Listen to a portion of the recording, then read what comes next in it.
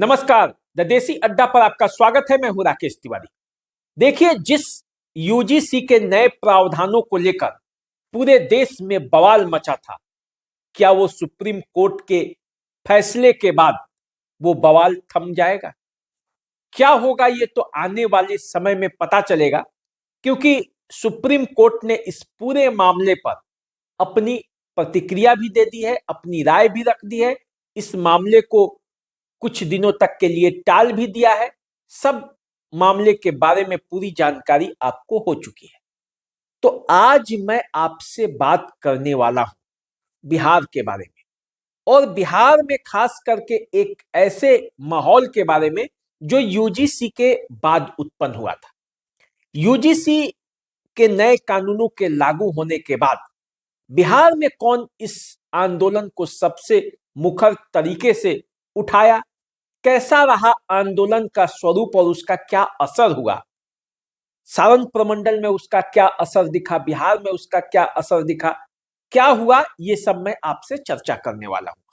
तो वीडियो थोड़ा सा लंबा होगा, लेकिन आप सुनिएगा जरूर, क्योंकि इसमें आपको पता चलेगा कि आखिर बिहार की राजनीति में यूजीसी का मुद्दा कितना महत्वपूर्ण था, इस पर नेता कैसे बोलने से कन्नी काट रहे थे, उसका क्या कारण था, और किसने इस अवसर को, इस आपदा भरी अवसर को अपने लिए एक,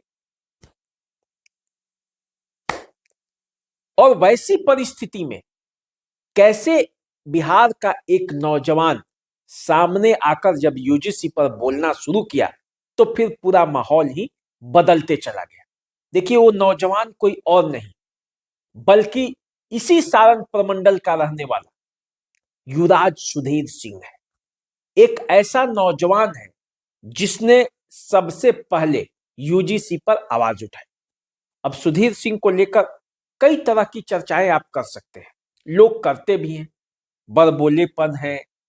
और वैसी परिस्थिति में कैसे बिहार का एक नौजवान सामने आकर जब यूजीसी पर बोलना शुरू किया तो फिर पूरा माहौल ही बदलते चला गया। देखिए, वो नौजवान कोई और नहीं बल्कि इसी सारण प्रमंडल का रहने वाला युवराज सुधीर सिंह है।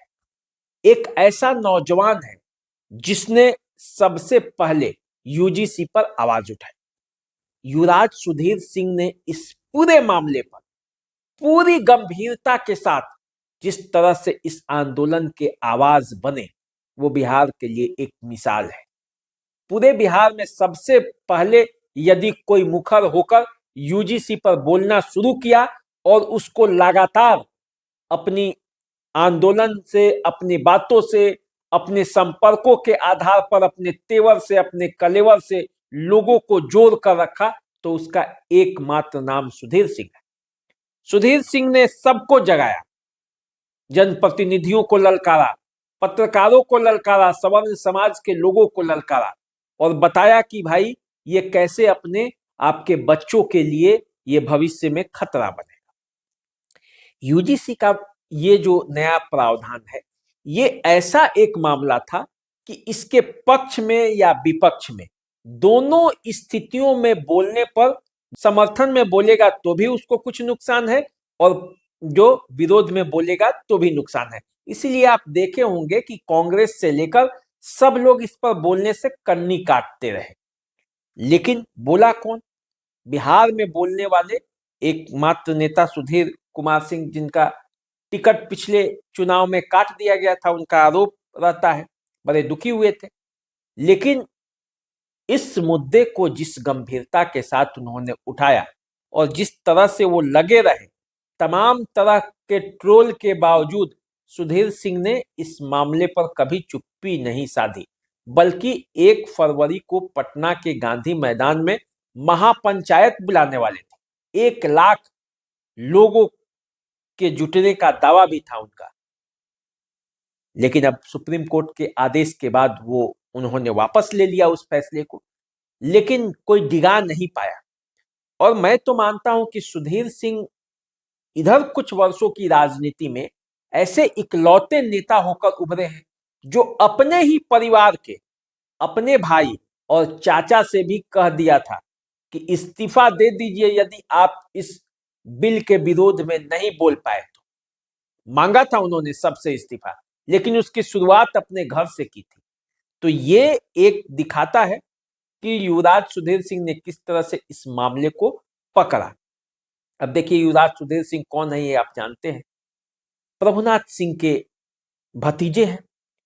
उस प्रभुनाथ सिंह के भतीजे हैं जिनकी पहचान ही विरोध के तौर पर होती है। अपने ही पार्टी में रहकर अपने पार्टी के खिलाफ बोलने से कभी प्रभुनाथ सिंह नहीं चुके।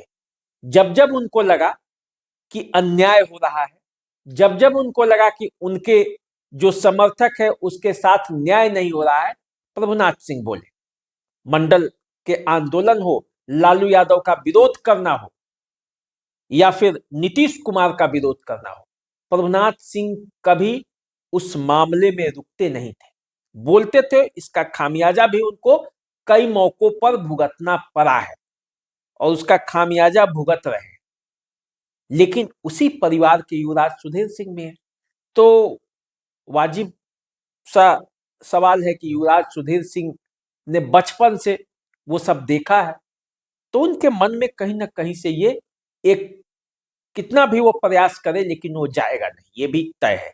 क्योंकि ऐसा नहीं है कि उन्होंने प्रयास नहीं किया होगा कि न बोले, विवादों में ज्यादा न पड़े, लेकिन वो पढ़ते हैं और पढ़ेंगे। वो चाह कर भी इस तरह के विवादों से वो अपने आप को नहीं हटा पाएंगे। वो कहते हैं, देखिए इस पूरे जो आप देखेंगे सियासी समीकरण को यदि आप जोड़ेंगे तो कोई नेता या जिसको चुनाव लड़ना है वो इस तरह का स्टेप नहीं लेगा जिस तरह का स्टेप युवराज सुधीर सिंह ने लिया है।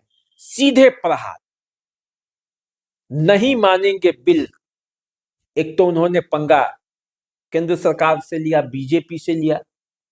एक पंगा देखा जाए तो ओबीसी समुदाय को भी ये लग सकता है कि युवराज सुधीर सिंह हमारे समर्थक नहीं है, एससी एसटी को लग सकता है।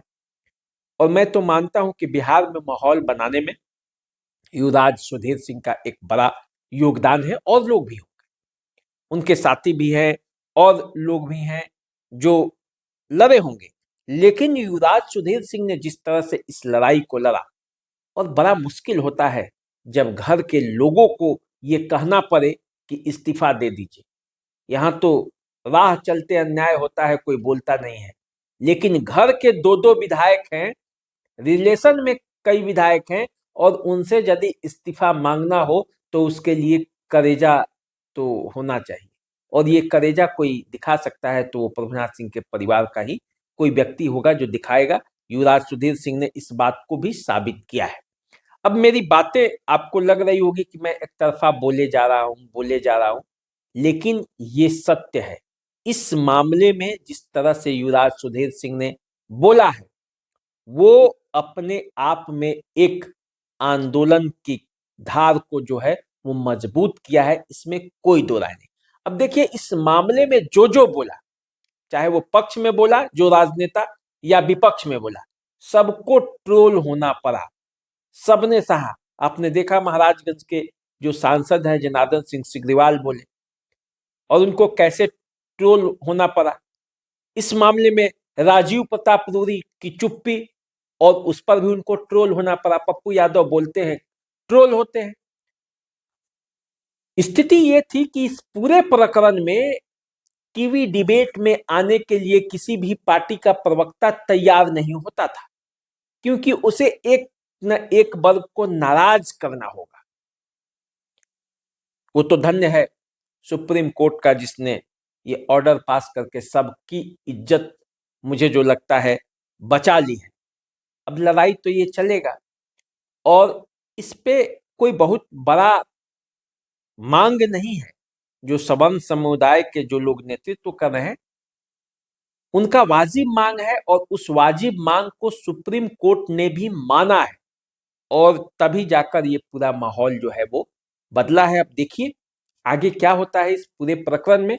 लेकिन मैं तो ये कहूंगा कि बिहार में युवराज सुधीर सिंह ने इस आंदोलन को जिस तरह से लड़ा, जिस तरह से वो धार दिया, उससे नौजवानों को एक सीख लेनी तो पड़ेगी। कि परिस्थितियां चाहे कितनी भी बुरी हो, यदि आप सामाजिक कार्य और राजनीतिक कार्य में हैं तो हिम्मत तो दिखानी पड़ती है, और यदि आप हिम्मत दिखाएंगे तो आपके पीछे लोग भी खड़े होंगे। तो चलिए, आप हमारे साथ बने रहिए, हम आपसे बात भी करेंगे और भी बातें बताएंगे। और सारंग प्रमंडल की राजनीति की बातें तो हम करते ही हैं।